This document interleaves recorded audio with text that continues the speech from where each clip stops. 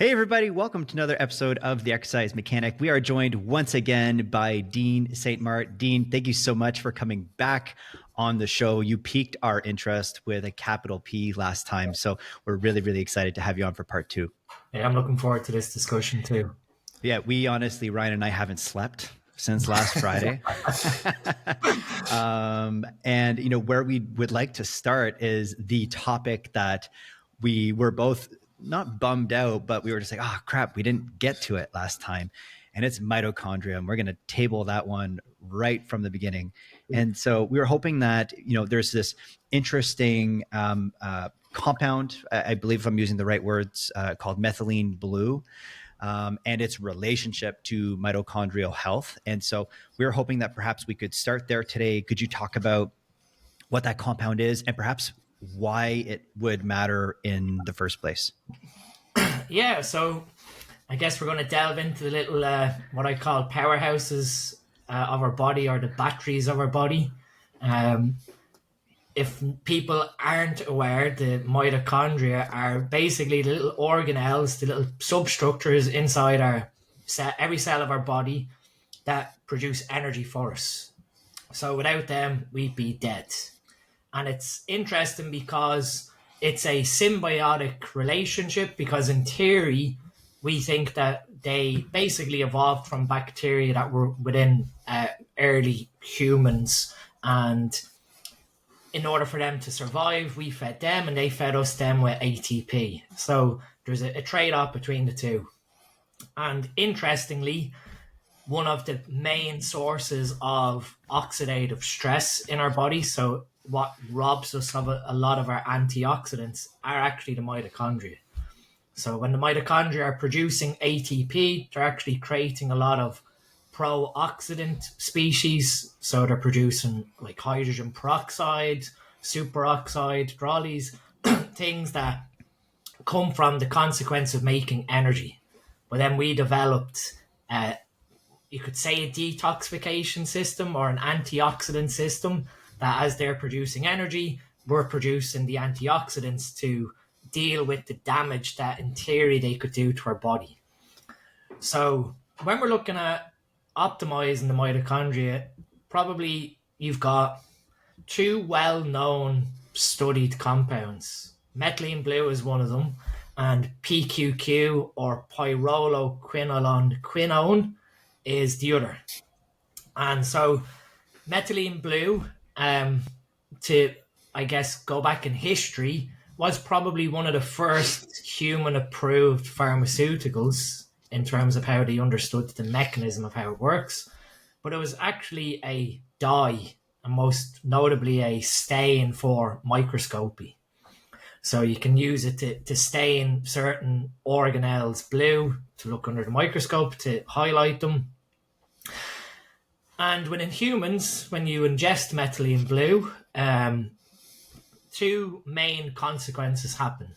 It improves the utilization of oxygen by the mitochondria. So obviously we've got oxidative phosphorylation, which is the creation of energy from our aerobic pathway.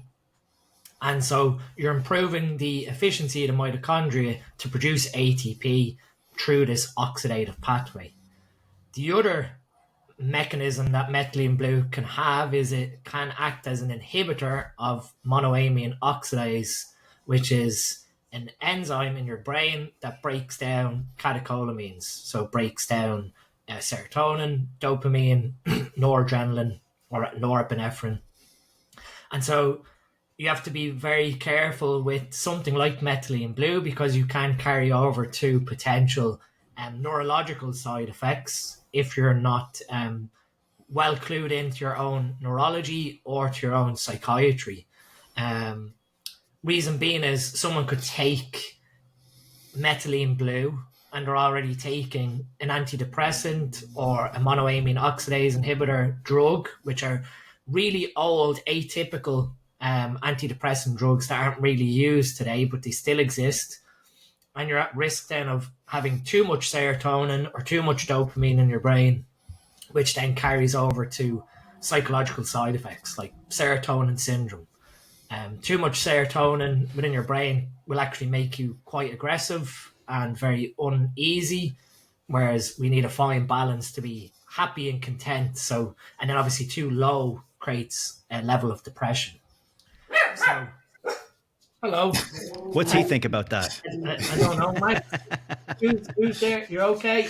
Must be the postman. You want to come up to me? What's his name? Max. This might be our first Max that we've had on the show. I like it. I like it. Max keeps me entertained in the office here. He has his little bed. I love here. it. Hi, Max. Now, you want to sit here? Sit here and relax? Now. So, if we have obviously an upset in the balance of our neurotransmitters, it leads us then obviously to potential aggression or to depression. So with methylene blue, we have to be mindful that, yes, we're going to improve potentially our energy output from the mitochondria, but then that can have a carryover onto our neural health, and that could cause neurological disturbances. So it's one thing that is, I guess, promoted heavily within the biohacking community. So we have people, putting methylene blue up on this really high pedestal of it's amazing for cellular health. It's amazing as, a thing for improving our overall energy metabolism. But then no one ever gives that side effect towards the neurological side. Yeah. And so you have people rushing out and either buying methylene blue as capsules, methylene blue troches, which you put in your tongue, or even just buying up straight methylene blue solution and dropping it on their tongue to absorb it. So you see all the craze of people with the blue tongues on social media showing it off. So I guess where I became fascinated in it was when you look, obviously, even in terms of, I guess this is more so from a diet perspective, where we're creating an energy deficit, where we're then relying on the mitochondria to utilize both glucose and fatty acids for our own energy. So we're utilizing our own body stores of energy. We want them to be as efficient as possible so that we're creating energy not only physically, but mentally also. And so I guess then you have different distributions within the body and the mitochondria. And again, this comes back to preferential energy substrates. So your brain preferentially utilizes fatty acids. Your muscular tissue preferentially will use fatty acids up to a point and then switch over to glucose depending on the effort. And so when you're trying to optimize the energy of the body, you want the mitochondria to be as efficient as possible, but you also want as many of them as possible. So you can actually induce mitochondrial biogenesis, create more mitochondria in order to facilitate that energy turnover. But I guess the downside to that is if you have a system that has a lot of stress, so there's a lot of oxidation, pollution, you've got poor detoxification, you're at risk then of making things worse because more mitochondria means more oxidants. You're going to create more superoxide, hydrogen peroxide. You're going to put a big impact in onto your glutathione, the main antioxidant of your body, in order to keep up with those mitochondria. So if you don't mind me asking real quick, because here we're talking about, mitochondrial health, and the potential usefulness of this compound of methylene blue, which we talked about this on our last call.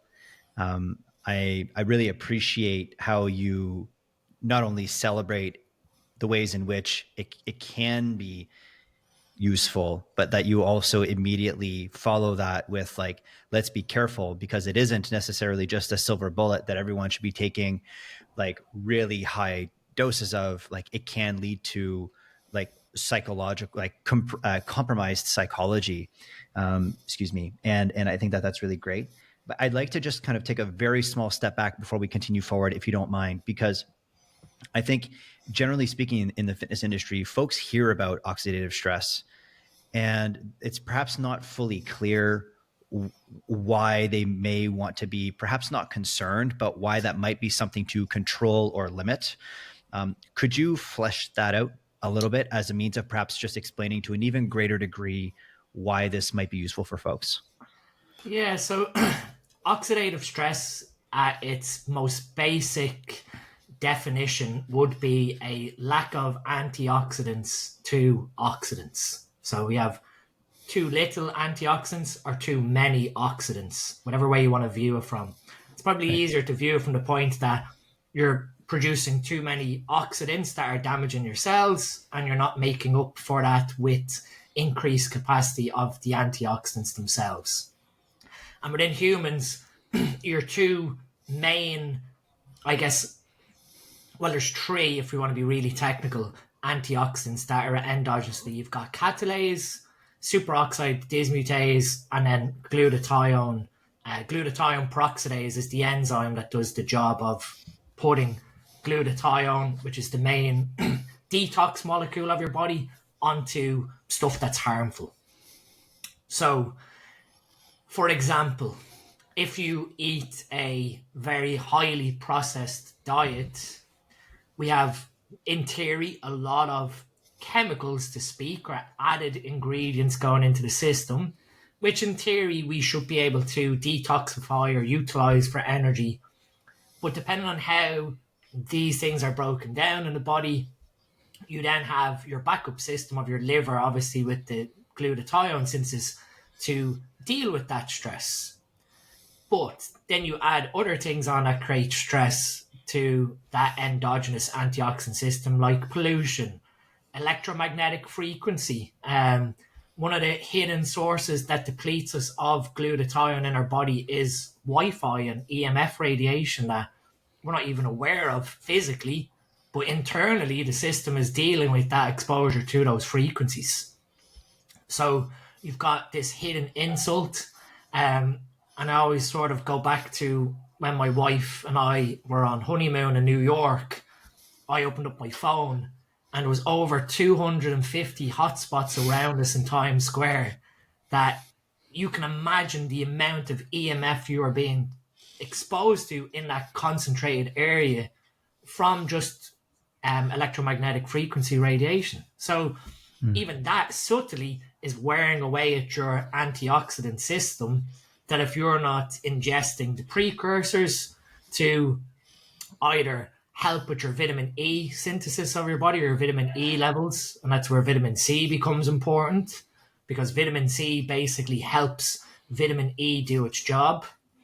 And then the other part of it then is glutathione is actually a peptide made up of 3 amino acids, and they are cysteine, glycine, and glutamic acid. So your body has an enzyme that pieces these 3 guys together as a puzzle to create that peptide, that tripeptide. And that's where you'll see people advocate towards cruciferous vegetables or sulfur-rich foods to give a source of cysteine, because that is the right limiting block to building the puzzle of glutathione. So you then look at something like, I guess, resistance training. Resistance training itself creates metabolic stress, both from a protein building capacity, but also from an energetic perspective as well. So as we're training, like I said, the mitochondria are having to create ATP for us, and in that ATP process, they're creating oxidative stress. They're creating oxidants. If you don't have the antioxidants to deal with it, it's going to start damaging cells.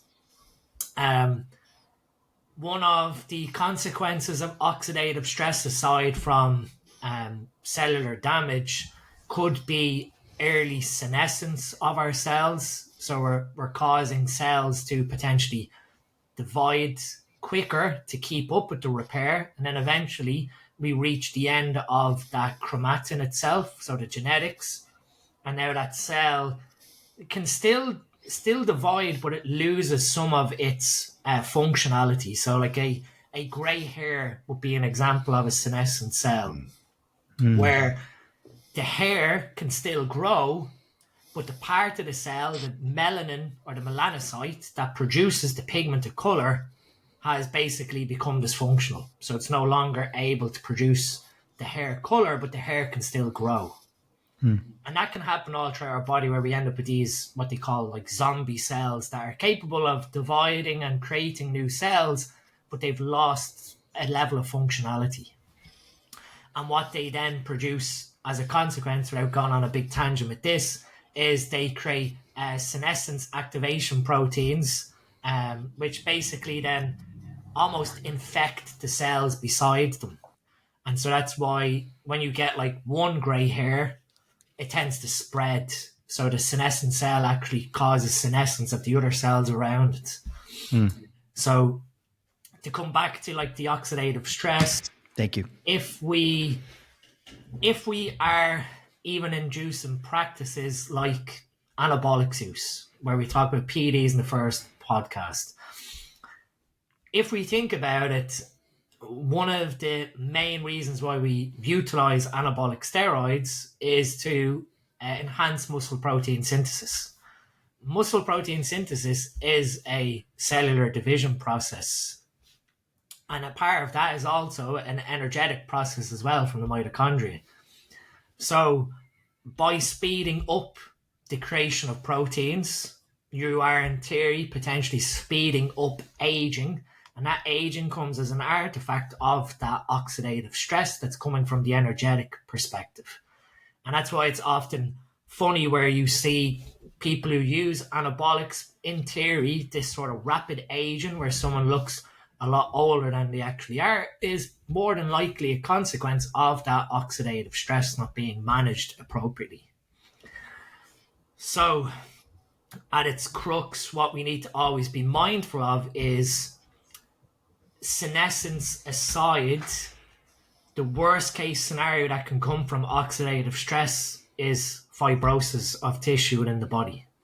Most likely from like an anabolics perspective could be fibrosis of the cardiac tissue, fibrosis of the liver, or even fibrosis of the kidney glomulars. And so they all feed into their own pathologies like heart attack, liver disease, kidney failure, which again could potentially be offset by understanding this oxidative stress risk. If anyone's really interested, you can sort of look at the concept of aging within normal humans, normal population, as a consequence of oxidative stress. And in theory, if you could subtly manage that oxidative stress for as long as possible, you should be able to live to the point of where you reach the Hayflick limit, where your cells can no longer keep dividing. And that's sort of, the concept of what a lot of the top biohackers like Brian Johnson and all that are on about, like, don't die. In theory, two things: if you can manage that oxidative stress feeding over to dysfunctional proteins or dysfunctional cells, and find a way to keep cells continuously dividing where they don't run out of DNA, to speak, in theory you could continue living, or you would never experience disease, because of your system is balancing the damage that's going in versus what the body's capable of protecting against. Fascinating. First of all, this is like, I'm captivated by this conversation. I literally just feel like I'm sitting in a lecture, like with my eyes wide open. So I have a handful of questions, but I'm gonna try to keep us somewhat on the path of what we were talking about. So my first question, and I'll kind of use an anecdote to sort of ask it. So I very recently did an experiment with retatrutide during a mini cut, which I sort of documented online. And I would say almost like across the board, it was a positive experience. Like, I think retatrutide is pretty remarkable medication. But I do know one of the side effects that some people experience, or at least I saw in some of the clinical trials, and I would say I got a little bit of, was some of those depressive side effects that people experience.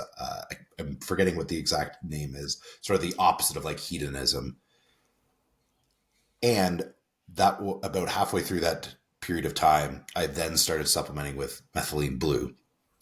So I, just from an anecdotal experience, found there to be a really interesting synergy between the two of them. I think it's very common, one medication comes with a certain degree of side effects that then people will manage with something else. Is supplementing, or is like seeing a synergy between GLP-1 medications and like mitochondrial support peptides and drugs as well, something that you typically will see?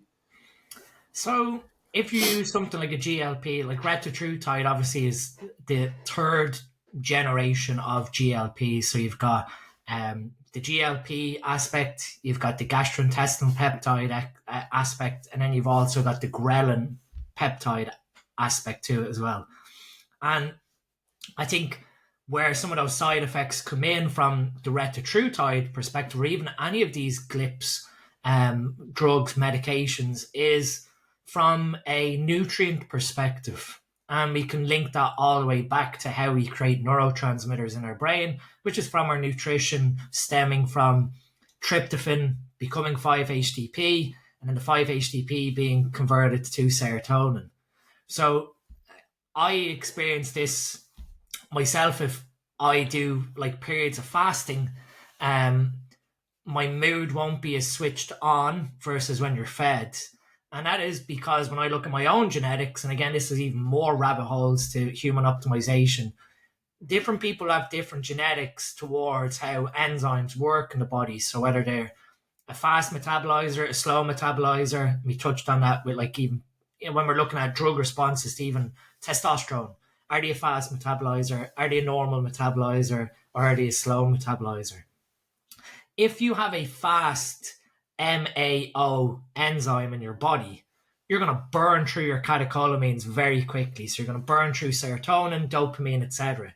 And that's where the idea of the MAO inhibitor drugs come into.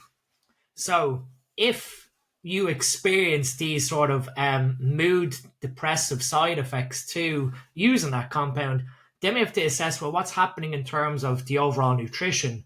And we know that these GLPs are appetite suppressants as a secondary effect to improving your insulin function. So if you're not steadily ingesting food throughout the day and you're sort of going through a period of fasting, there is a potential there at some point during a specific 24-hour period where you're just getting to a low point of neurotransmitter synthesis, waiting on your body to be fed to pick it back up again. And that is where, in theory, the methylene blue picked you up, because now you've got MAO inhibition where you're slowing MAO down to keep serotonin and dopamine in the brain. And this, like as an aside, and I've spoken about this before, when I went into my own genetics, it explained why depression sort of runs on our maternal side. And that was because my own MAOA enzyme, which breaks down serotonin, runs extremely fast. But lucky for me, the sort of depressive side effects or anything like that never manifested, because you're eating a high protein diet as an athlete, as a bodybuilder or whatever. So I was always feeding my brain the substrate of what it needs. But like I said, I often do periodic, 48 or 72 hour fasts. And by about end of day 2, start of day 3, I can notice my mood take a little bit of a drop. And that's where using stuff like methylene blue, where you're trying to coax down your brain to hold on to those neurotransmitters, aids in reducing those depressive or low mood symptoms. So that's probably one of the underlying biochemical reasons why we experience the low mood. Is, again, depending on how your eating frequency was, you probably just reached a low point of neurotransmitter synthesis. That's really cool. The second question I had, we've been using methylene blue just as sort of the jumping off point for this mitochondrial conversation. I know there's a variety of things that are out there, certainly within social media, probably the two others that have at least gotten the most traction or the most hype. MOTC, which has been around for a while, and then very recently, and I believe you might have been kind of the guy to bring this to the forefront, is the SLU PP332. And that's the one everybody wants to hear about, everyone wants to talk about. Yeah. So could you maybe describe, maybe if you want to start with the SLU, just because it seems to be the thing that's more prominent, How exactly does that work? How is it different than methylene blue, or maybe some of these other mitochondrial support medications? And then how might somebody apply that for themselves? So SLUPP332 is the code name of the compound. It's a family of compounds under the SLU code name. I guess one of the interesting things about SLU from an animal research perspective is it basically acts like an exercise mimetic.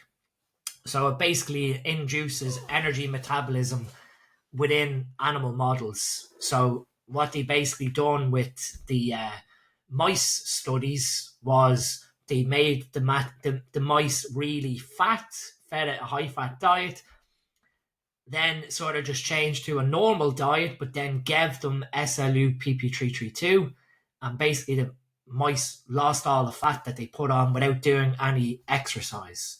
So this sort of then left, I guess, the investigators figuring out, well, what is actually happening at its core. And obviously when we look at energy balance or energetics, it's the mitochondria that are utilizing energy. So something has improved the efficiency of these guys to utilize stored energy. And also, one of the potential mechanisms that they believe that it can do is reduce oxidative stress. So it improves the efficiency of the mitochondria, but in the process, some of the deleterious sides of mitochondrial metabolism are reduced. And they've sort of seen with other investigations, now there's actually only 5 or 6 published studies on SLUPP332 in animal models. What they've seen is a reduction in cardiac fibrosis in another model, which then carried over to that oxidative stress perspective. So you're reducing oxidative stress that would carry over to the cellular injury. And I guess from a longevity perspective, again, you have a more efficient energy system.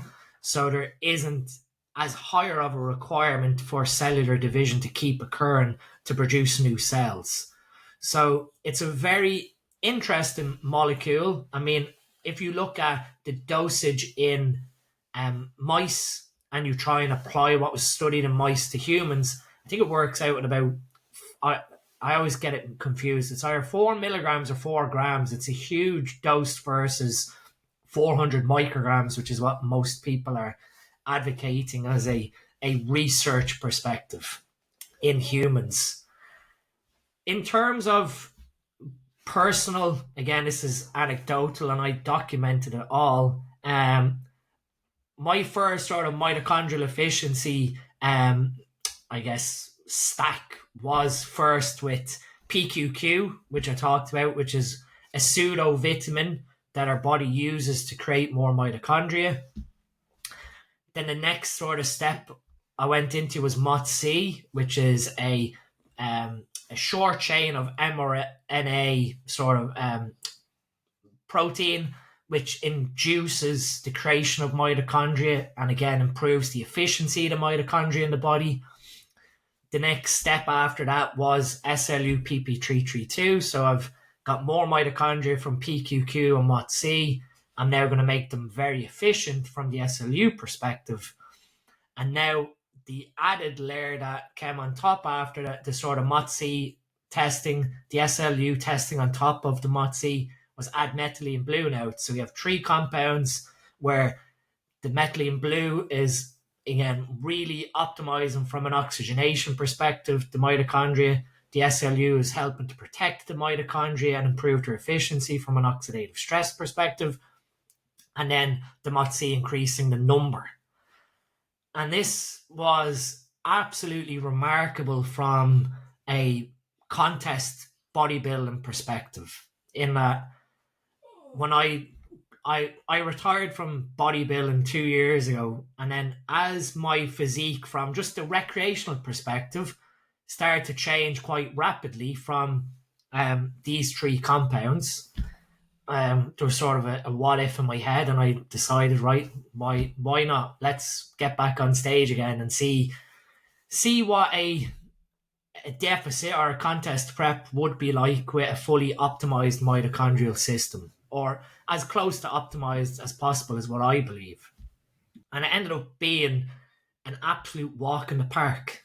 Like, it just, we never changed my nutrition. So my nutrition, from a calories per pound perspective, which a lot of people will use to track whether we're in a deficit, maintenance, or a surplus, for the whole of that diet, my calories per pound stayed around 16 to 17 calories per pound, which in theory is a surplus.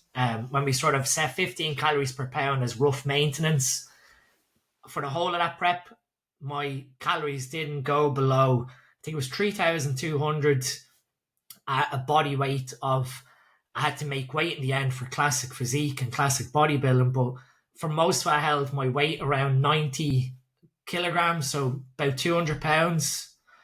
My carbohydrate intake was roughly 350 to 380 grams per day.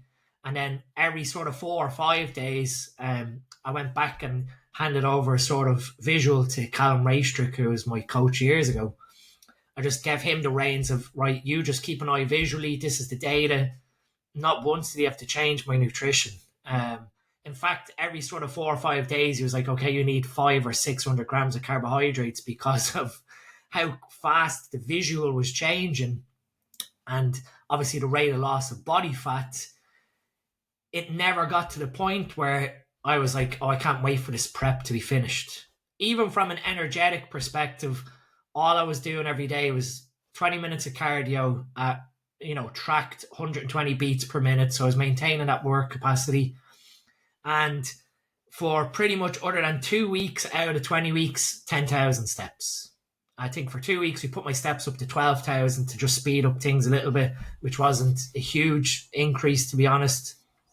And it just showed me that when you have this really fully optimized system that's making energy for you, both physically and cognitively, your body will utilize stored energy if it's deemed to be in a deficit. And in theory, what I sort of put down that deficit being driven by is that exercise mimetic aspect of the SLU, causing the body to be in a quote-unquote energy deficit, even though I was eating at maintenance.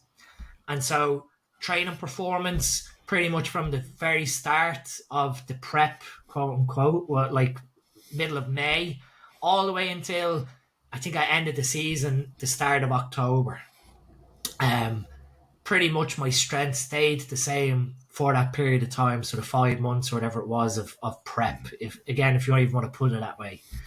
And it just really showed me that historically, when we're looking at how we lose body fat, we just think, oh, eat less calories, create this calorie deficit, and everything will be dandy. Do more activity, eat less, or whatever psychological way you can create a deficit, whether that's doing loads of cardio and eating enough to still be in a deficit, or both, or end up in like starvation calories, whatever way you got to that point to get on stage in condition,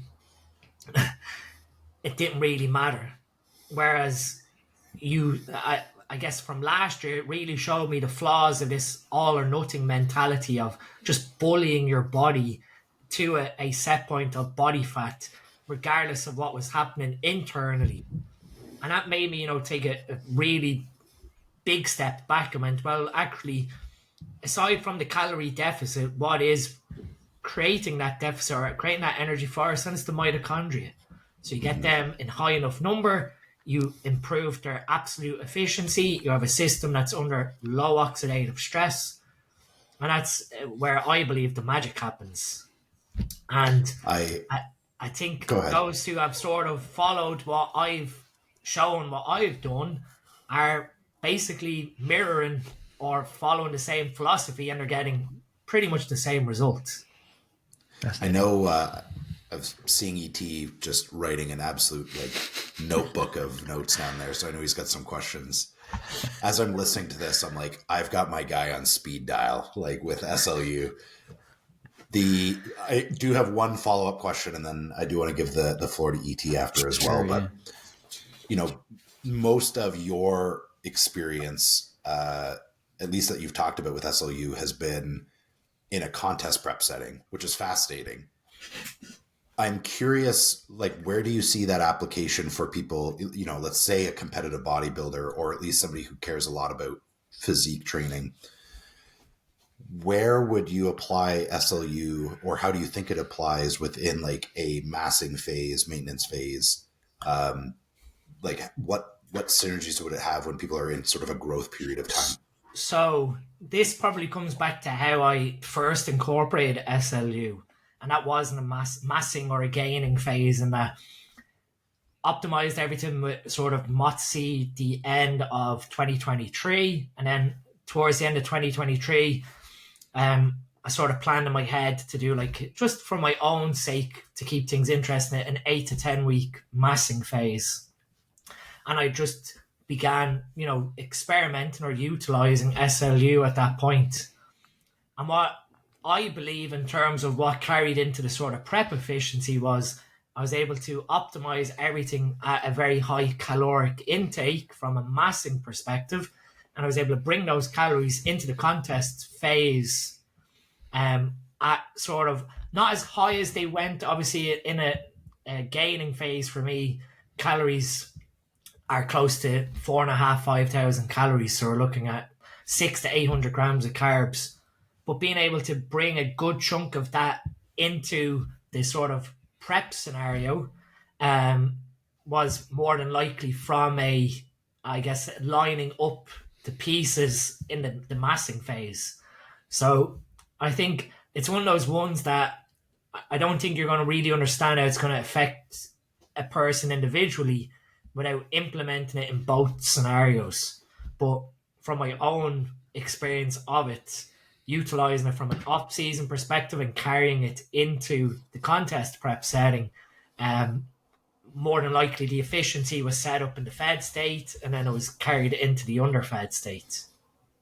I think you and I might have a conversation in a few months, because this is probably on my short list of things I'm going to implement.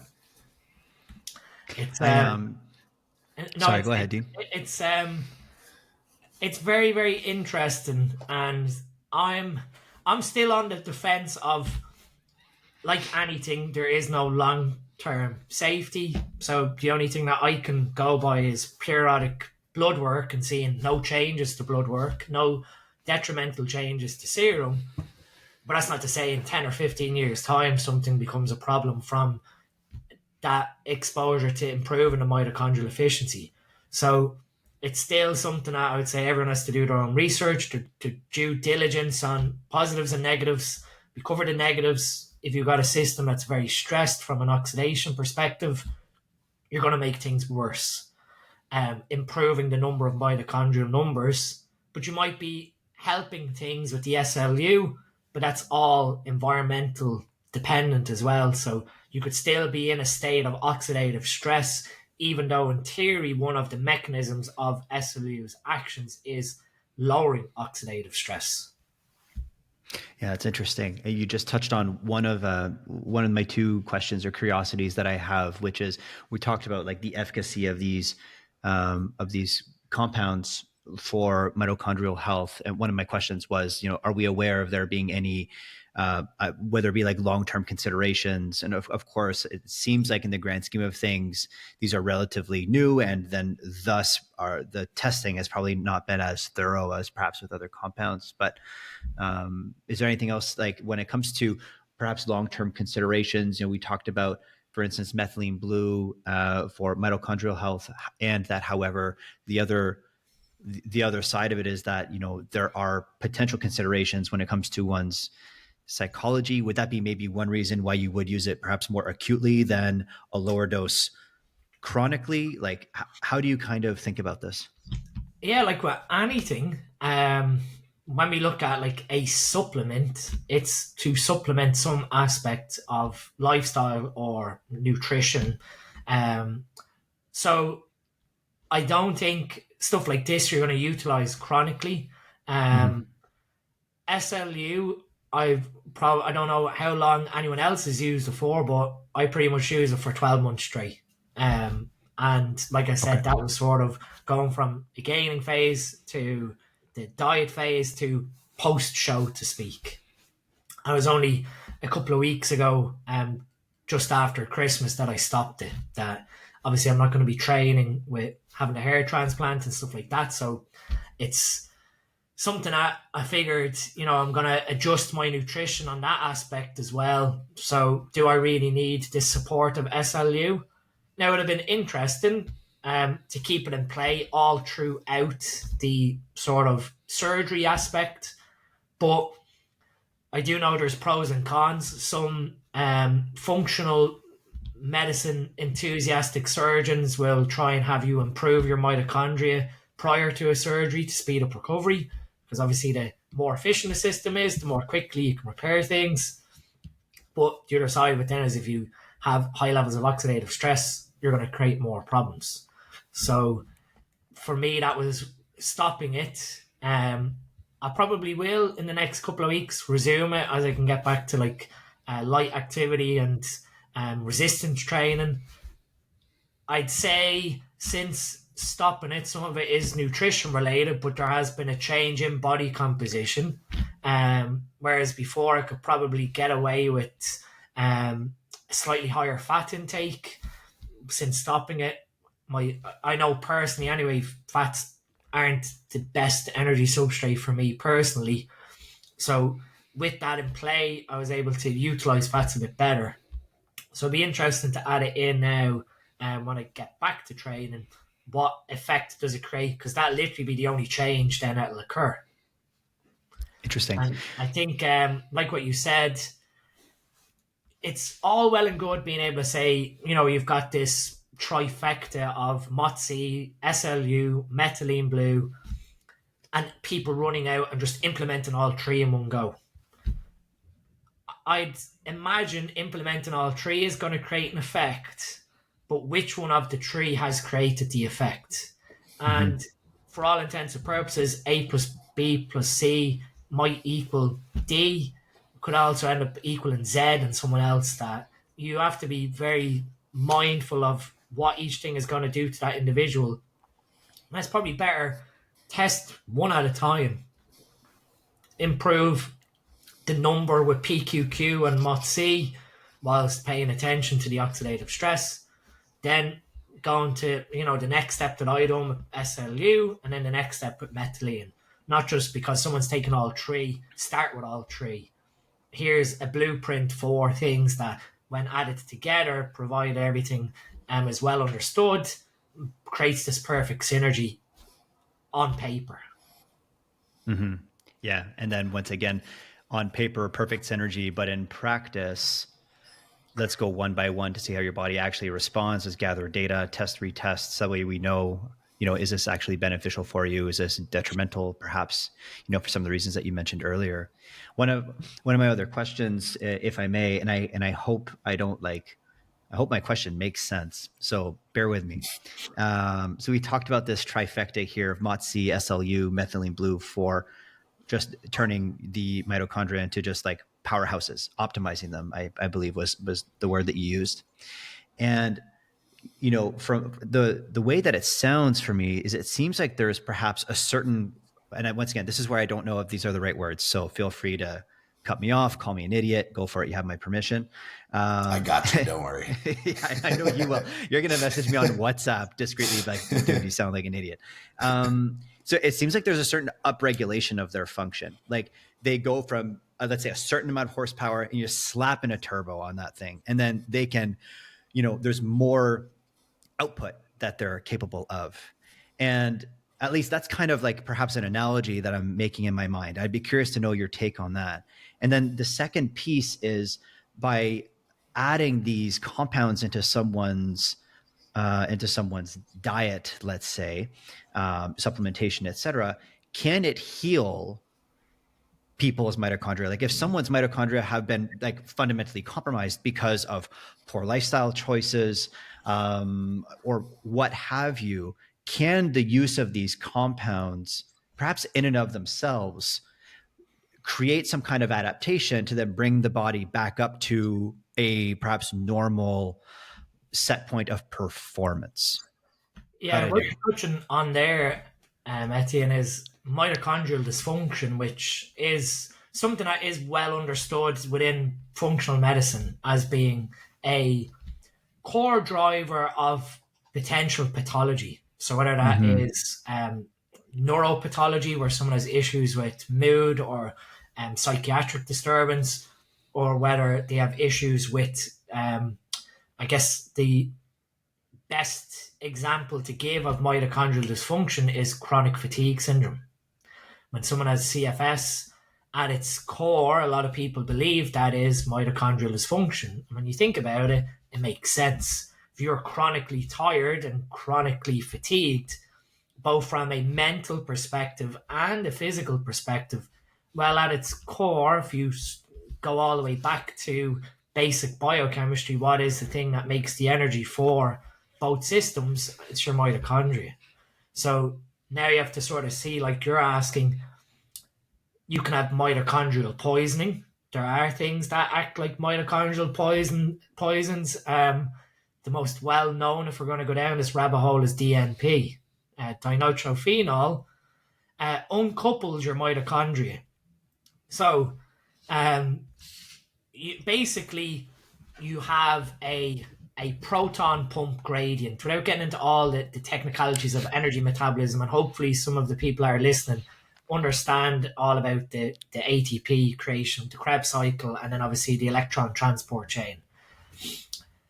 You have this proton pump gradient, and basically DNP comes in and just creates a big roadblock there. So now you are basically starving the mitochondria, to speak of utilizing energy coming into the body in order to create energy themselves. So now you're having to rely purely on, I guess, helping your body to release energy stores to make up for this roadblock in that proton pump gradient. And so you uncouple the ability of the mitochondria to utilize substrates for energy. So now you're having to create energy from, I guess, outside of the electron transport chain, which when you look at the Krebs cycle, you create ATP in the Krebs cycle. But one of the whole points of the Krebs cycle is to feed into the electron transport chain, where the electron transport chain is making, hundreds of ATP molecules versus the Krebs cycle, it's making one or two quite slowly. So you are, in theory, poisoning your mitochondria to create an energy deficit in order to lose body weight. And that body weight from DNP use comes from everything, comes from anything your body can basically try and preserve. And again, that's where if you use DNP with an anabolic or something that's anti-catabolic, you're in theory preserving the muscle tissue and utilizing triglycerides and stored adipose for energy. But at its crux, that's a compound that poisons the mitochondria to help you utilize stored energy for a deficit. And obviously, if you poison the mitochondria, you need to then help the body repair itself. So obviously, you are then looking at like PQQ, MOTS, to improve the numbers of the mitochondria. But if you take it as that example of something poisoning the mitochondria, you are taking something like DNP that's poisoning the system, and then you're taking MOTS and SLU to improve the efficiency of the stuff that's being poisoned. It's not really going to do anything without getting rid of the poison, which is the DNP in the first place. So it really comes back to the environment or the lifestyle of what is poisoning the mitochondria. And it's probably better to address that root cause of the direct poison than coming in and trying to improve the number of mitochondria in a system that isn't working properly. Now, if you were to address that root cause of poison, in that case it's DNP, post DNP use, could you use these things to upregulate the number of mitochondria again? Absolutely. Is it going to speed up recovery, quote unquote? Probably. But for someone at its core who has mitochondrial dysfunction, you have to really figure out, well, what is the thing that's damaging the mitochondria? And, it could be, like I've talked about, EMF could be ruining someone's mitochondrial efficiency. In that case, can you avoid EMF? Probably not, unless you go out and live in the middle of the woods. Could improving the number of mitochondria help them? Yes, in theory, but you've still got poisoning happening from the environment against these new ones you're making. So you're probably gaining, a couple of millimeters instead of gaining a whole mile if you didn't have this poisoning. So it's a very interesting thing that when you sort of look at disease processes, aging, muscle building, or even performance, that it all comes back to how favorable are these things working in the body, both from an energetic perspective and then what that energy is used for. But then obviously looking at the detriments of the environment, creating oxidative stress, stress, like I said, and the, I guess, cellular aging from that, you're probably... overall, you're probably keeping things balanced, to really put it at that sort of level. So I don't think you could treat a problem with these things, because there's another layer to it all. So I think I've sort of gone up and up and up, and then I've just come back to the start and said, you're just going to be balanced. And that just shows how complex it is for anyone who is listening. Yeah, no, that's a really good answer. Thank you very much. Yeah, thank you. You've sort of alluded to it a couple times, and it's really funny. Something that's a very common theme in this podcast is, there is all of this nuance and complexity that can exist, and yet mastering like certain foundational elements of health and nutrition are really the things that probably move the needle the most. If we're talking specifically about mitochondrial health and by extension, antioxidants, from a diet and like a supplementation standpoint, what would you say are sort of like the main rocks that people should focus on? So probably at the very top level, our polyphenols, polyphenol compounds. I guess I never even touched on to like the complexity of what happens with oxidative stress and oxidants. Oxidants are looking to stabilize themselves. So normally when something has become unstable in the body or is an oxidant of itself, it's looking at a molecular level for electrons to stabilize itself. And so this is where vitamin E, as the main vitamin antioxidant, comes in, because vitamin E is a family of 8 different molecules, the tocopherols and tocotrienols. These 8 guys are what we call electron donors.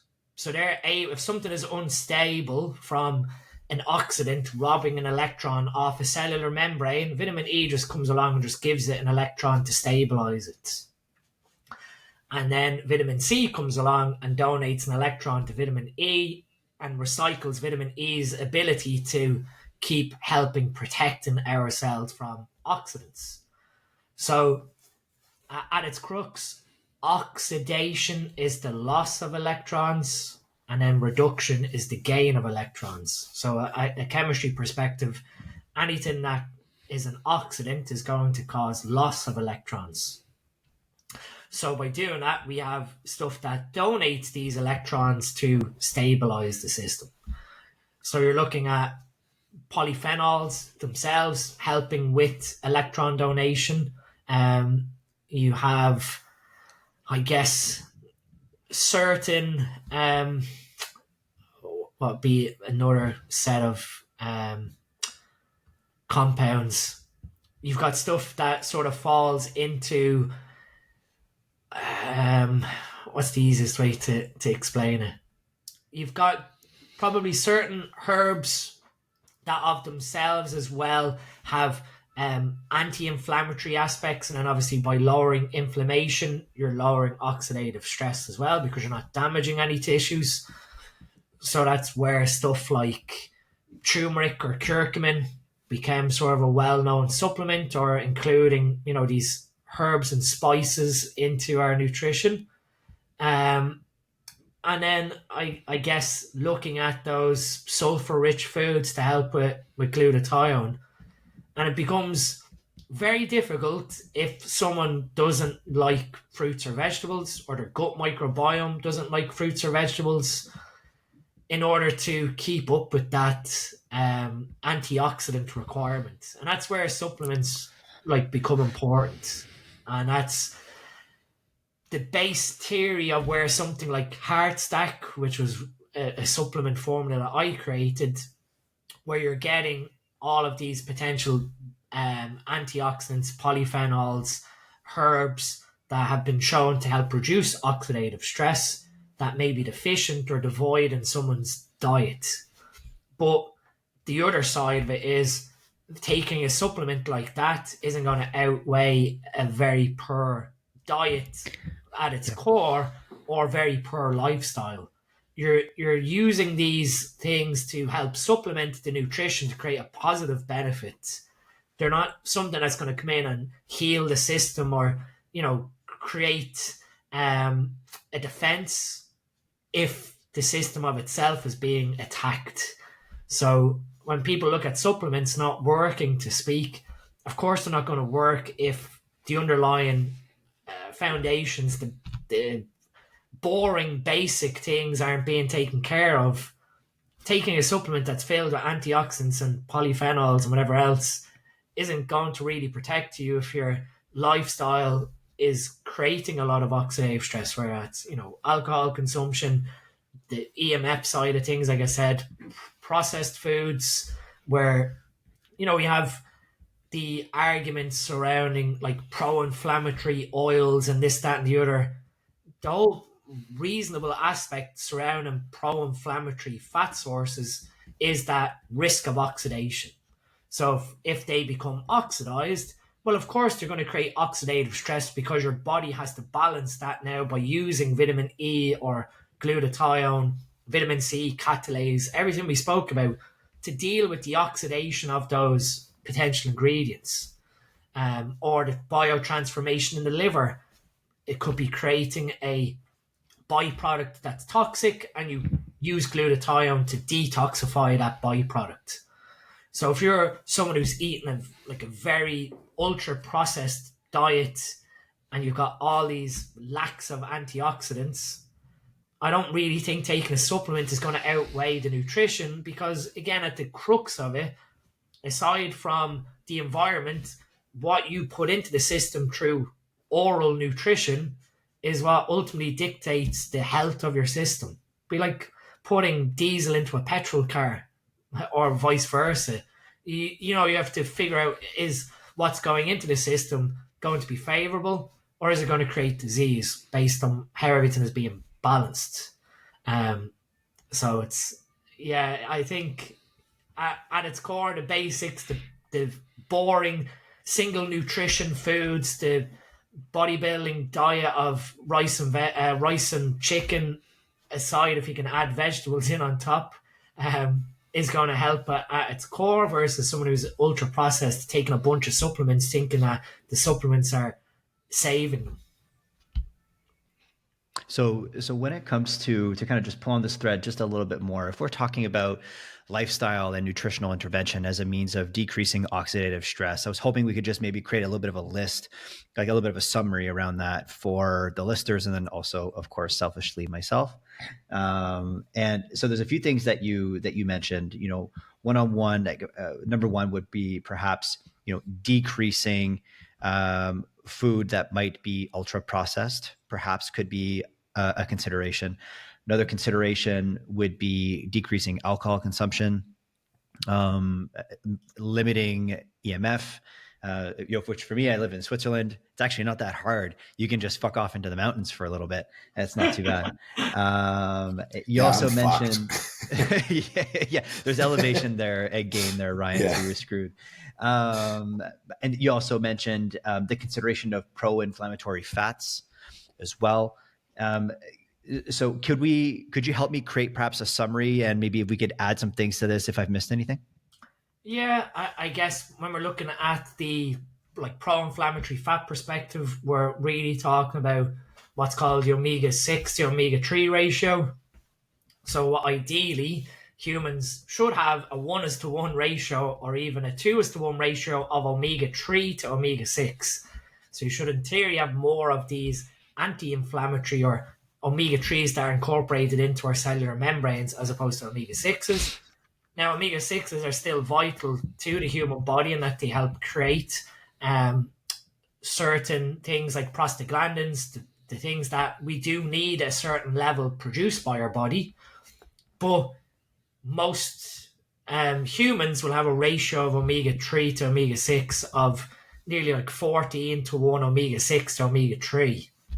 So, whoa, swapping in omega-3 sources, whether it's through nutrition with oily fish or whether it's through supplementation of an omega-3 supplement, you're then trying to create a more favorable balance. And again, you're reducing potentially ultra-processed foods, which will have omega-6 fatty acids incorporated into some of the ingredients in it, in favor of a higher omega-3 ratio. That on itself then is going to lower potential oxidative stress because you have less omega-6s going in, which in theory can be at risk of being oxidized. I guess other things to potentially consider is looking at the liver of itself. So again, when we're looking at reducing ultra-processed food, reducing alcohol, reducing EMF, it really is coming back to one core message, and that is improving detoxification to really reduce burden on the liver, but then also help the liver support the body by being able to produce optimal amounts of glutathione, etc., to deal with the body's own oxidative stress. So it's not that avoid all these fun things for optimal health because each thing is bad. It's because of you're looking at the bigger picture, and that is, well, what is happening overall to my detoxification system? Like, for example, I guess, not that I'd advocate it, but if you were chronically ingesting alcohol all the time and you had yourself hooked up to glutathione on a drip continuously, you're detoxifying what's going into the system, overall. So you're negating potentially some of the toxicity of that alcohol. But when you look at what's that core message from that, it's the liver was the problem, as opposed to the alcohol is a problem, but the liver is actually the guy that is having to do the work to allow you to have that alcohol. And again, just like any cell of the body, the liver has mitochondria as well. So, on top of all these other CYP enzymes that do enzymatic transformations that can be toxic of themselves as well. So to create a short list, like you've sort of said, you want to reduce the insults coming into the system. So the person has to look at what are their own insults to their system. If they don't eat processed foods, having a small amount of processed food from time to time. Again, this comes back to when we're looking at are stuff like seed oils inherently toxic? Well, really, you have to look at the broad scheme of things that's going on in the biology of the person, as opposed to going, you eat that and you're going to have problems. If they have the ability to handle it, then, of course, the toxicity induced from that substance is going to be reduced. But if you pile everything in on top of it, well, then, you start to encounter issues. So, limiting alcohol, ultra-processed foods is going to reduce that detoxification burden.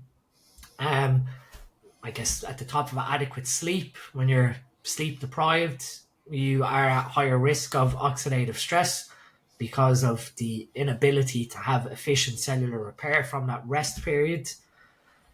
Foods, most definitely looking at probably knowing that higher protein intake is taking some stress off your mitochondria, because your mitochondria aren't using protein for energy to speak unless you're producing glucose from gluconeogenesis, where you don't have carbohydrates going in. But prioritizing protein as your top energy substrate, again, from a satiety perspective, recovery, etc., we could probably talk about the benefits of high protein intake from a performance aspect alone. Then looking at, again, the fat intake, prioritizing omega-3s over omega-6s. Looking at, from a natural perspective, knowing that you still have a level of saturated fat requirement in order to produce cholesterol, or give the body a source of cholesterol to create hormones. And that adds another layer, because what creates hormones in our body? Oh, I'm not. Ryan, you're taking this one, brother. What we've been talking about this whole podcast. Your mitochondria make your testosterone. Basically, when everyone thinks, oh, well, LH is the fertility hormone that helps your body bring cholesterol into your testicle. But the actual thing that happens is the cholesterol is shuttled into the Leydig cell of your testicle. Your mitochondria then has a steroid receptor transporter, brings the cholesterol inside the mitochondria, and then does the conversion process to pregnenolone, to progesterone, to DHEA or androstenedione, and then to testosterone or estradiol. So at its crux, again, if you have mitochondrial dysfunction, your hormones are going to be tanked. So, there's this whole thing that every single time we try and figure out, well, what's the root cause of disease or root cause of dysfunction, you have mitochondria suspect number one at the top of what's going on with them, and then working your way backwards. Because of how involved it is in seemingly absolutely everything. Absolutely everything. So right on. It's then the other thing to consider, your mitochondria use up a hell of a lot of magnesium in order to do these enzymatic processes. So magnesium intake, what I advocate all the time, surrounding very high intake for athletes, even more so general population, are probably quite deficient in magnesium. Again, stress, cortisol, there's a vicious cycle, and it's a great paper. If you put vicious cycle, cortisol, magnesium into PubMed, there's a brilliant paper showing that as you get more stressed, you use up more magnesium, and then the less magnesium you have, the more stressed you get. And it just becomes vicious, where you just spiral into this overstressed state because of your magnesium deficiency to begin with. And so what magnesium, would you, sorry, just to interject.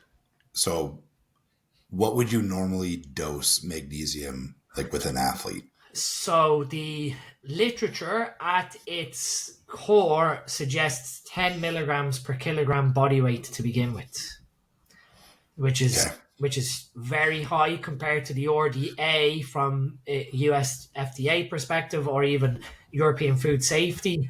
We're talking about 300 to 400 milligrams of elemental magnesium required per day, which, from when we look at what's the recommended daily allowance or recommended intake, or the reference intake, you're looking at what's the bare minimum amount you need to survive, for the system to survive, not for the system to thrive. So when you have, like, go back to the neurotransmitters, catecholamine O-methyltransferase, COMT, the enzyme that helps break down dopamine as well as estrogen through methylation, that core end of that enzyme is magnesium. So again, if you've got issues with anxiety, that could be from a stem of magnesium deficiency, because that enzyme isn't getting rid of dopamine out of your brain fast enough. So now you've got this anxiousness because it's nervous energy, and your brain doesn't know how to deal with that nervous energy. So taking in an adequate amount of magnesium. You're going to help with estrogen detox. You're going to help with dopamine and metabolism.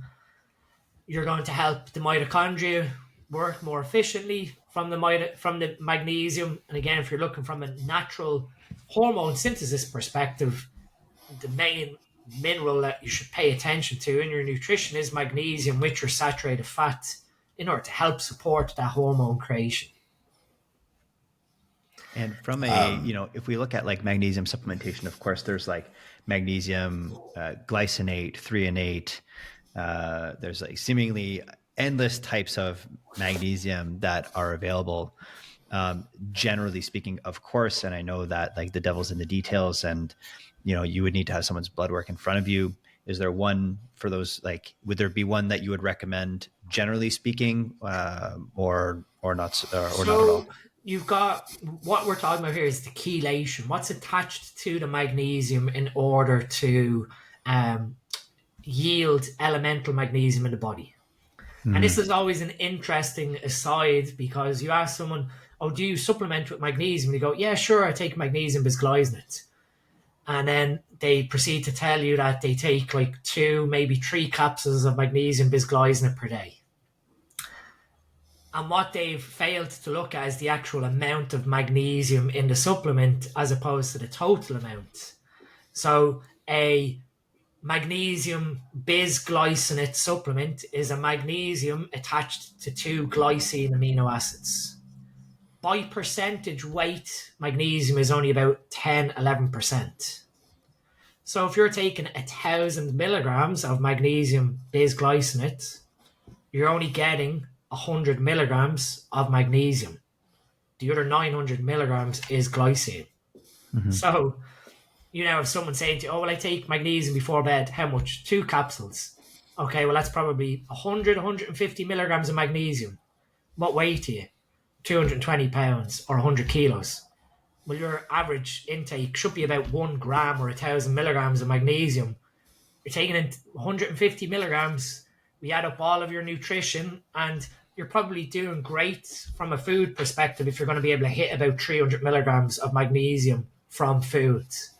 Because most magnesium-rich sources are high-fat sources as well. So when someone says, oh, we can get magnesium in from the diet, I'm like, yeah, if you're going to put your fat intake sky high from nuts and seeds, which from a calorie perspective, most people wouldn't be able to. So now you have the side where you have to supplement with magnesium into the system to get the amount that your body requires. So taking your 2 capsules of 100, 150 milligrams of magnesium isn't probably going to cut it. And so when you look at the percentage of each chelate, it determines then how much magnesium you're getting. And of them all, magnesium oxide has the highest percentage magnesium by weight. It's nearly, I think, 50% to oxygen. But how magnesium oxide is absorbed in the body is preferentially within the bowel tissue. And by being absorbed by the bowel, hydrates the bowel rapidly and out it comes very quickly. So in theory, magnesium oxide is a good source of magnesium for hydrating your bowel, not so much for entering into systemic circulation to improve the magnesium content of your body.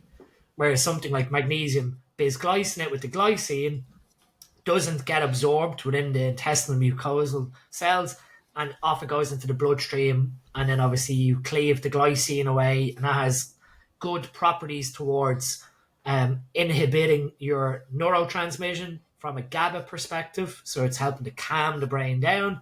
And then the magnesium plays into lowering your dopamine level, to speak, from one aspect that calms your brain down also. And that's why magnesium bisglycinate is technically used before bed.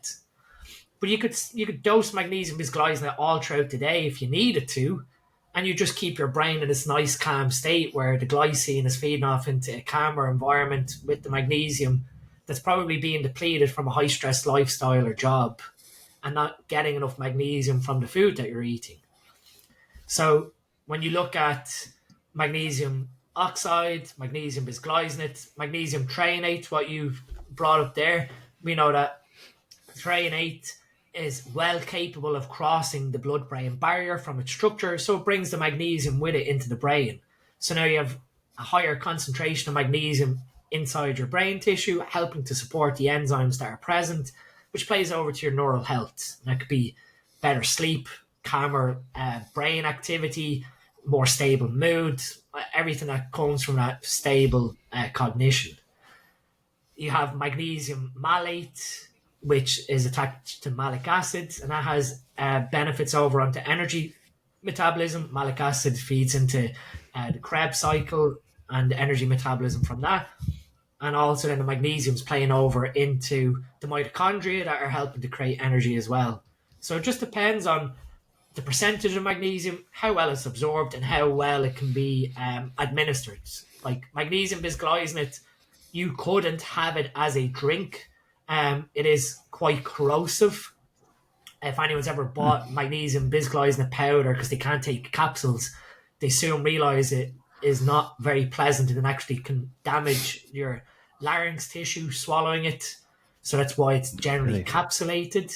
Whereas something like magnesium oxide and magnesium malate are normally in drinks because they don't have that same corrosiveness. It's interesting. Like one of the things that's coming to mind to me, and I don't know if you would agree with this, it's like not only thinking of the magnesium supplementation piece, but also like what is the vehicle through or via which we're bringing it into the system. That also is a consideration when it comes to some other benefits that you're looking for. So for instance, if we're looking at calming the body, perhaps to perhaps encourage better sleep, then perhaps magnesium glycinate or bisglycinate could be interesting. Yeah. Or you mentioned magnesium threonate as potentially, acting on the brain to a greater degree. And so once again, it just comes back to the favorite word of not only this episode, but every single one of our podcasts, which is that it's nuanced. I appreciate your answer.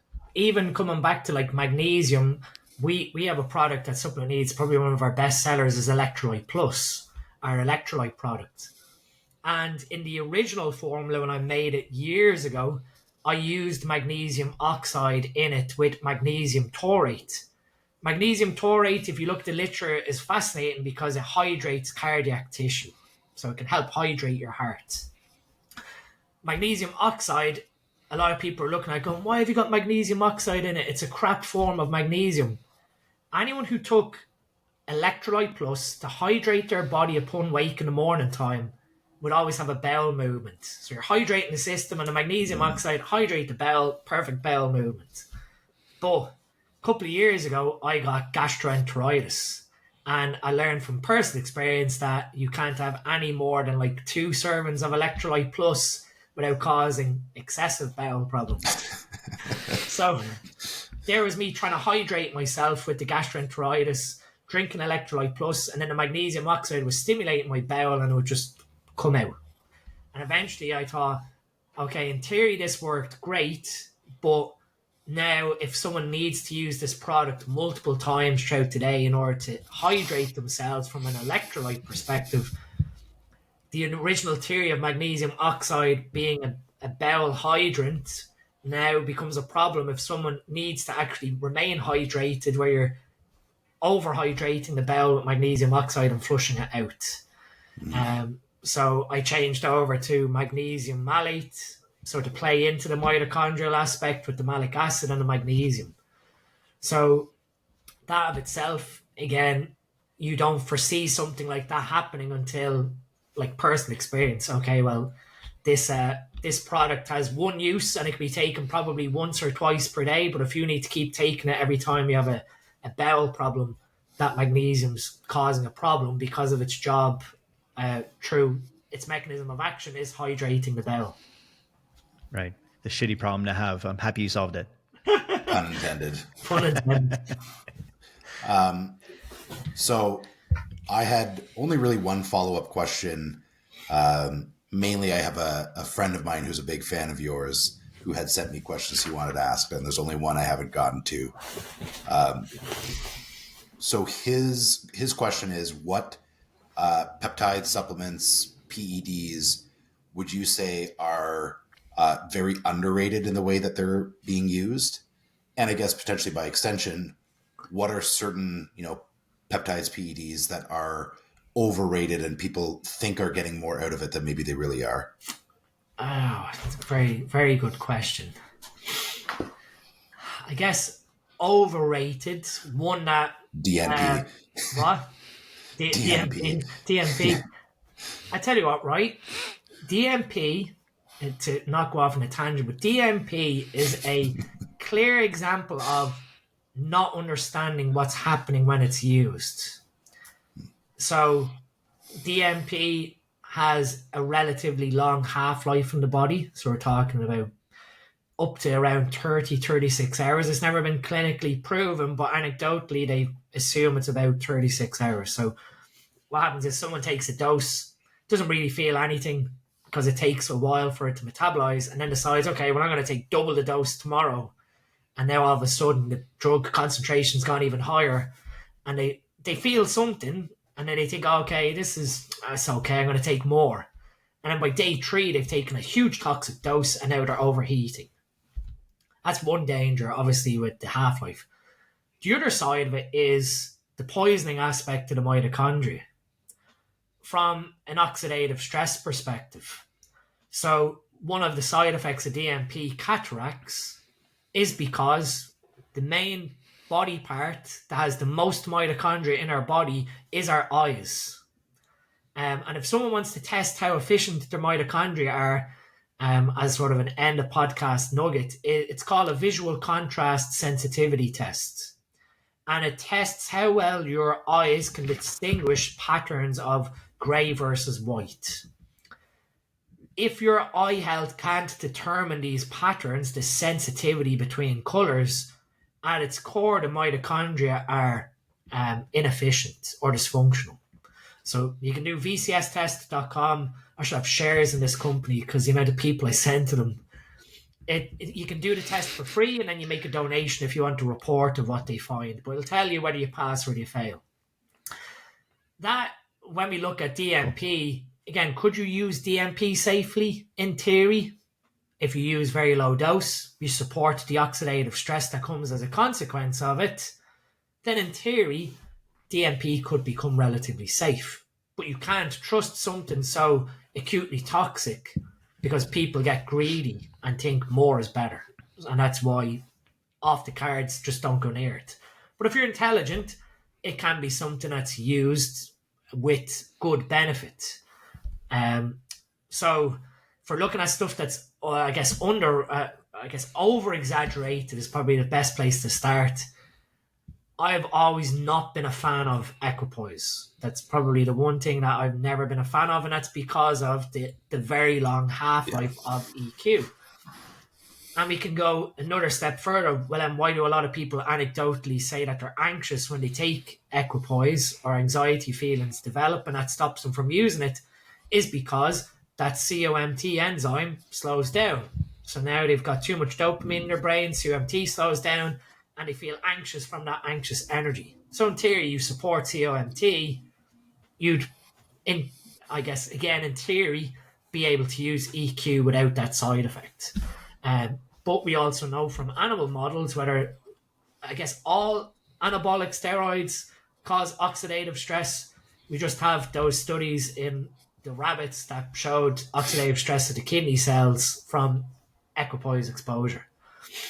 So I'm not hugely sold on Equipoise as being a drug of choice. They're just better alternatives, but again, some people might prefer to utilize it because of the aspects of its more favorable anabolic nature to testosterone, the erythropoiesis, the production of red blood cells, the increased appetite. There are some merits maybe, but it was one that I've always been like, especially if it comes to someone discontinuing AAS use and transitioning to PCT, because it stays around for so long, 9 or 10 weeks in your system, you're just hanging around waiting for this thing to just politely F off out of your system for your brain to reestablish, sensitivity to start outputting your LH again. So Equipoise is probably the one that I'm not a huge fan of. Another, if we're looking at even orals, halo testing, can be utilized case specific. But again, toxicity wise, that alongside like Methylene, again,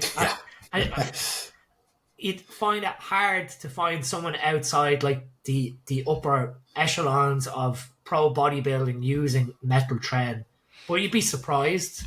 I guess there, from a PED perspective, those three, overused peptides.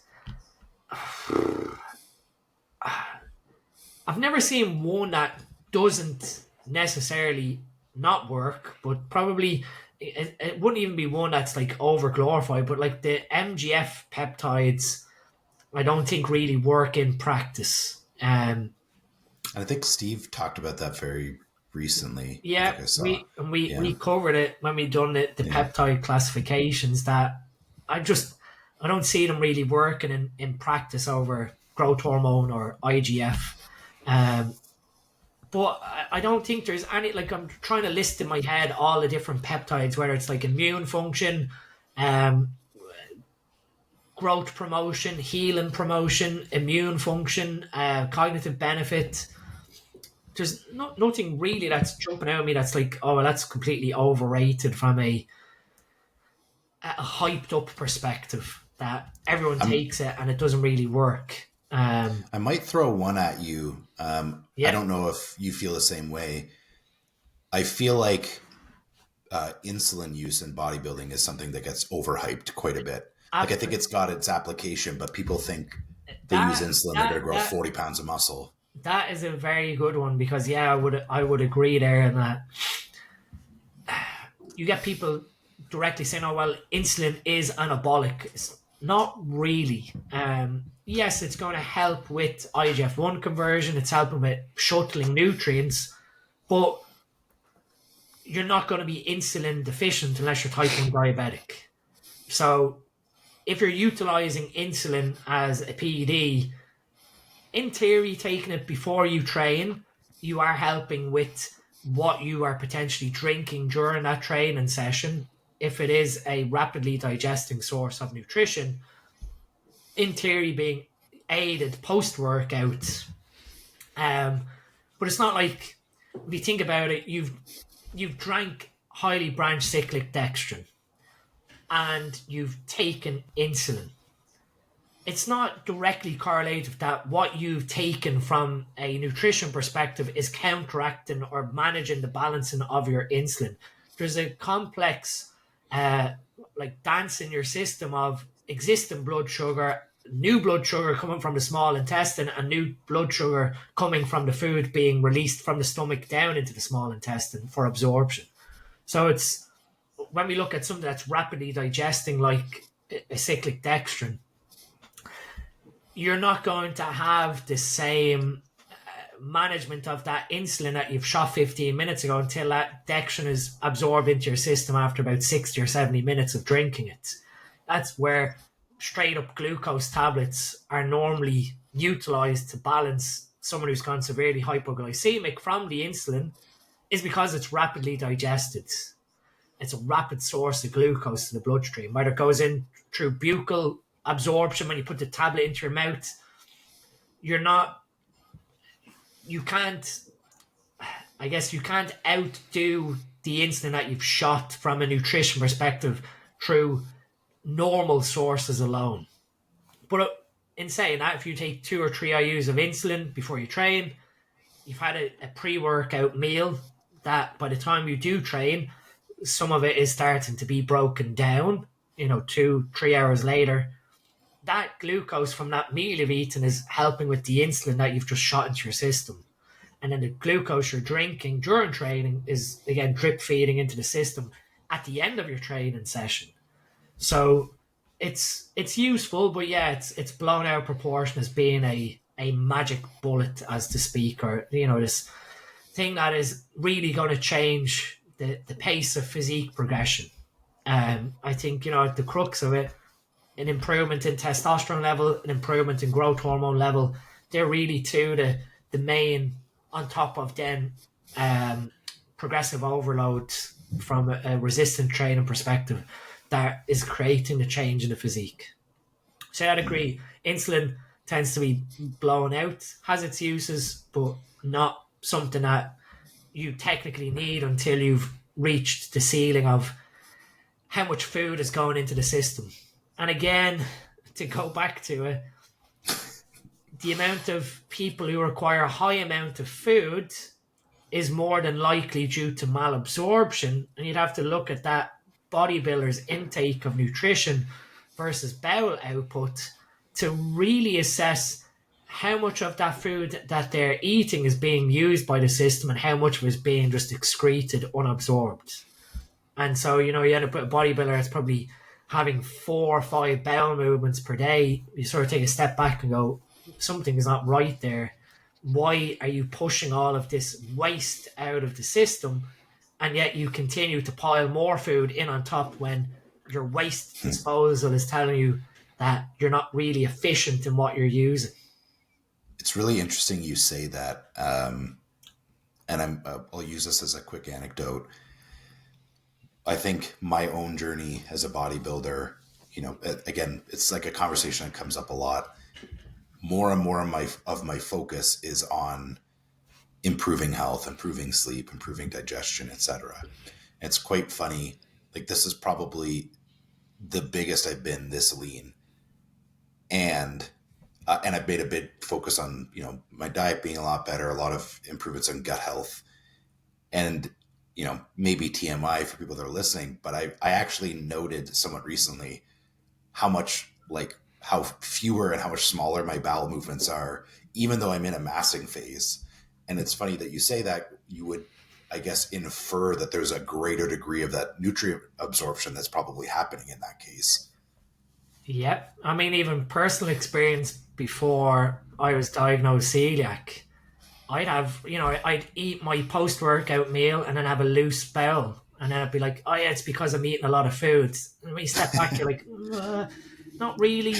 Doesn't matter how many carbohydrates you're eating, that release from your bowel is something inflammatory has occurred. Or again, when someone eats a meal and immediately they have to go to the bathroom, that isn't the food they've eaten in theory stimulating that bowel movement. So people need to understand that if someone eats something and then 10 minutes later they have to run to the toilet, that is actually a reflex of the stomach to the intestine. Because you put food into the system and the intestine can't accommodate that new food, well, guess what? The intestine has to make space for that incoming food. So it's going to make you evacuate. And that stool might not be formed, so it just flushes out. So if that occurs, it's coming back to low transit time. So slow transit time as opposed to slow transit time, where your movement of food from the stomach to the gut is slowed down, or the movement of the actual small and large intestine from a peristalsis perspective isn't fast enough to get rid of that waste out of the system, or absorb the food that you've eaten. So again, anecdotally, bowel health, I thought, this is just normal as a bodybuilder eating a lot of foods. Yet last year, during that massing phase, eating 4,500, 5,000 calories, your typical human will have 2 bowel movements, and they're normally 12 hours apart. A mass movement in the morning, and then 12 hours later, an evacuation, again, based on mass movement. But for most people, you should have 1 bowel movement per day, and that's it. That's like the evacuation. If everything is healthy and absorption is occurring correctly, it should be, in theory, 1 bowel movement. Outside of having too much fluid or too much fiber in your diet, it should be 1 bowel movement. Anything outside of that, then you have to question gut health, whether that's stomach acidity, whether that's how well you're chewing your food or paying attention to that mechanical followed by chemical digestion, how well your intestinal flora are, whether there's high levels of dysbiotic bacteria fermenting that food. From a detrimental perspective, histamine overload in the gut, which will stimulate the gut to move faster, again, coming from dysbiosis. So coming back to that, like, pillar of helping optimize the system, what you've sort of said there with gut health, just pay like the simplest thing as a bodybuilder is if you're having more than 2 bowel movements per day, you need to really question what's going on underneath the surface. And whether that is leaky gut, intestinal permeability, which then feeds back to the liver, causing inflammation, which feeds downstream back into the gut, or whether that is from inflammatory foods that you might be allergic to. But to be honest, that's where I put a pinch of salt on like food allergy testing or blood allergy testing. Because even, anecdotally, when I had a feeling something wasn't right with my gut before the celiac diagnosis, I done an Alexis screen, which is like the very top level IgE, IgG foods allergy test, and it was spotless. Wheat included. So I may not be allergic to wheat, but I take wheat in and it starts eating my intestine from an autoimmune perspective. So when someone does these allergies, it might not be that you're not allergic to the foods and that your immune system is reacting to the food from an allergic response. There could be a reactivity where your food is actually reacting to the food of itself and not producing an antibody, but producing an immune response. So you really have to step back and question, again, the lifestyle, the environment. Is stress causing leaky gut? Is an infection causing leaky gut? And moving from that point. It's fascinating. Amazing. And I hesitate to ask this because once again, this is at risk of sounding like a total idiot and or at risk of us going for an additional 90 minutes. But I would be remiss if I don't ask it. So what it sounds like you're talking about there is that how people can have symptoms that might seem similar, whether they be, they might think it's kind of like a borderline kind of allergic reaction to a certain food, and yet the driver internally is more so autoimmune. Like in your case, when you did these tests, wheat coming up totally fine, and because the mechanism through which you're reacting to this to wheat was different. So specifically, when it comes to gluten, when it comes to folks who are celiac, there's people that claim that they're gluten sensitive, even though they're not technically celiac. Are we talking about something comparable here, or are those people, perhaps are we off course here? No, there is merit towards like non-celiac gluten sensitivity. And I mean, you have to then, a wheat allergy is an antibody response to the foods. Whereas something like a sensitivity could be a immune dysfunction to the food. So I guess depending on the antibodies that are produced, like we're looking from an allergic response would be IgE and IgG, and to some extent potentially IgA and IgM. So if you're allergic to that food, you're producing an antibody against that food, causing allergic symptoms. Whereas if someone has non-celiac gluten sensitivity, their immune system is seeing this food as non-self and attacking that food or attacking its own cells. In celiac disease, you're producing antibodies from exposure to gluten, the gluten that's in wheat.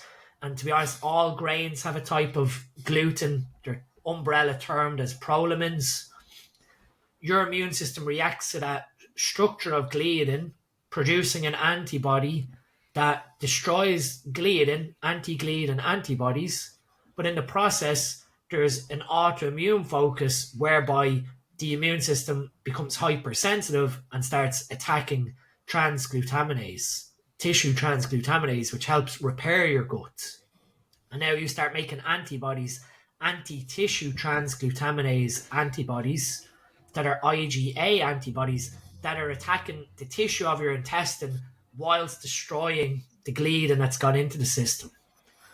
So someone who is gluten sensitive may have some level of that cross-reactivity without the autoimmunity.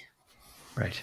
And it comes back to then, well, and how is that gluten causing dysfunction? And it's probably because there's intestinal hyperpermeability. So your gut is basically one cell thick and are sandwiched together extremely tight. Any sort of little gap that occurs in those junctions, a peptide or something small could pass from the gut into the bloodstream. Same way we absorb food from the gut into the bloodstream. When something like, glucose or fatty acids are from the small intestine or large intestine into the bloodstream, they're not recognized as being non-self. The body is adapted to these being in our bloodstream. It's when something is foreign and presented as an antigen, the T cells of adaptive immunity look and say, okay, well, what's come in there isn't self, tags it, and then the immune system basically makes an antibody to destroy what was been tagged. Okay, amazing. Well, I'm happy to hear that. Once again, 2 for 2, that the questions that I was concerned about made sense. So it's a good day for ET. And I honestly, Dean, I can't thank you enough, man. I'm blown away not only by today's conversation, our previous one, and it's just so abundantly clear that you've spent so much time delving into the intricacies of biochemistry, and it's so evident your mastery of this subject. And I'm sure I don't know what you were thinking when I say that, but because usually when people know something very well, they also acknowledge all the things that they don't know. So you're like, nah, I know there's still so much more for me to learn. Which I'm sure is the case. It is the case, and Yeah. I'd be the first to admit that there is sometimes a level of like imposter syndrome of like, well, who the hell wants to listen to me? These two guys, that's who. You realize, once you figure out something, it asks, like me, a million other questions. Oh, well, and especially like when the celiac diagnosis came from me, I went down that rabbit hole. And that uncovered a lot of things, and still presents more and more questions. That I guess true mastery, you never see yourself, like you said, as a master. There's always questions upon questions. There's always education. There's always people to learn from or listen to. And it goes back to, like I said in the first podcast, don't let your ego get in the way of learning things. Whether that goes against your own bias or not, keep an open mind, because where you might not agree on one thing, you might actually see a nuance to your own understanding, and then actually love that. Change your opinion. Or, and another side of it is, aside from that, don't ever feel like you can't admit that you're wrong and turn and say either, the most valuable thing you can say is, I don't know, to anyone, but I'll go and find out. And that shows then that, okay, you don't know the answer, but you're going to go and find the answer for your own knowledge because it intrigues you. Anytime I get a question I don't know, I'll just say straight up, I don't know, or maybe this could be the reason why, and try and figure out from my own head what could be the root cause or the mechanism of what's going on. And that then stimulates thought of going down that rabbit hole of trying to figure out the proper answer. But saying to someone I don't know, or I admit that I am wrong, this is correct. Perspectives of evidence continuously change, and how you view one thing today could be disproven. 10 years time, you're like, okay, well, at the time it looked like I was right, but presenting new evidence, I'm actually wrong, and I accept the new evidence. And that's where a lot of arguing comes in, that someone holds on to this biased belief of something from years ago that's been disproven, that won't accept the new evidence, or will try and find flaws in the new evidence because they don't want to admit that they were wrong. I'm sure ET and I share the same sentiment. Like, this conversation excuse me, this conversation has been fascinating. And, you know, any guest that we have on here is a really cool opportunity to learn from them, and everyone brings their own unique experiences and backgrounds. But selfishly, I will say that, you know, the 2 episodes that we filmed together, I feel like I'm back in university, like just being a geek learning. And exactly. You know, and I would say these episodes, probably more than any other guest that we've had on, I very, very much feel like the student. And I say that with the highest degree of respect. Like it's a really cool experience to have. You know, I'm same as ET. I'm making notes on my phone of stuff I'm gonna, you know, read about and watch online after this chat. Yeah, I mean that. Anytime I've given seminars or talks, I go into the seminar with maybe pre-prepared material, and I'll just go at the very start. I'll ask, has anyone got any questions before we delve into this material? And a lot of the time, seminars I do end up being a Q&A as opposed to actually dealing with the topic of what I can see that. to talk about. So yeah, like this, it's great to be able to, I guess, convey the knowledge, and you know, when you're speaking to people, you actually then, it's not that you become more versed in the knowledge, but it then makes you question, you know, do I actually know at its core what that information is? And I think, you know, there's a lot of people that will do a lot of education, but will get bogged down in using very complex terminology, complex languages to almost bullshit their way through expertise. Whereas, you know, you come back to what Einstein historically has always been quoted of, and, you know, if you can't explain something simply, then you don't know it well enough.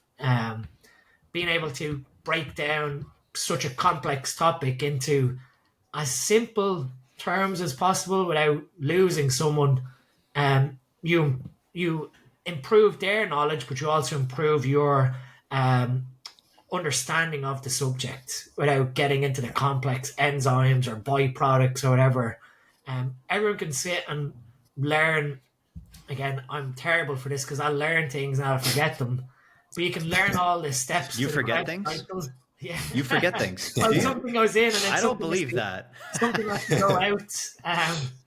That you can learn all these things, and if you can, like, you can have someone who could robotically ream off the Krebs cycle, but not actually understand what the Krebs cycle is at its fundament. That you've learned the knowledge, but you actually don't really understand the subject.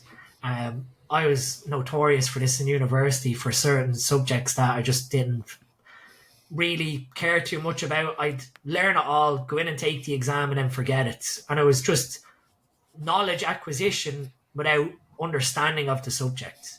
And that Krebs cycle is a clear example. Like, I used to know the Krebs cycle inside out. Do I really need to know it day to day of what part feeds into what from pyruvate to co-acetyl A and blah blah? Does Krebs cycle make energy and not as efficient as the electron transport chain? Yeah, well then there you go. I understand what it does. If I look at the cycle of the byproducts, I'm able to understand of how glucose, etc., feeds into the cycle, but I don't need to know the exact nuance of each step after you've sort of learned it all and you understand what the core of the subject is. Yeah.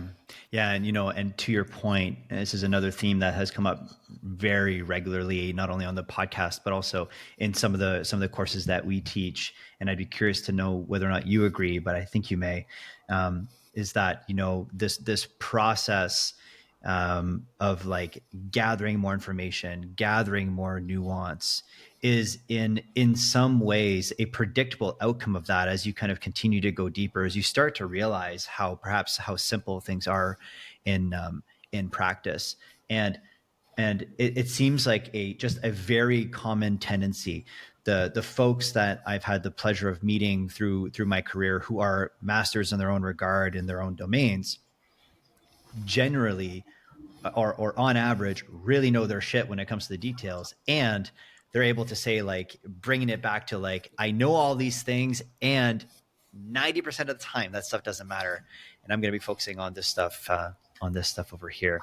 Absolutely. I mean, even in terms of, like, I've got 3 bookshelves in this office. Do I know everything in every book there? No. Can I remember what I read in each one? Yes. And if I need to refresh my mind on a certain subject, I'll just pick up the book and go to wherever I've highlighted. So totally, you know, when you're streaming through books, especially with learning, try and understand what you are trying to learn, as opposed to just gathering knowledge for the sake of knowing something.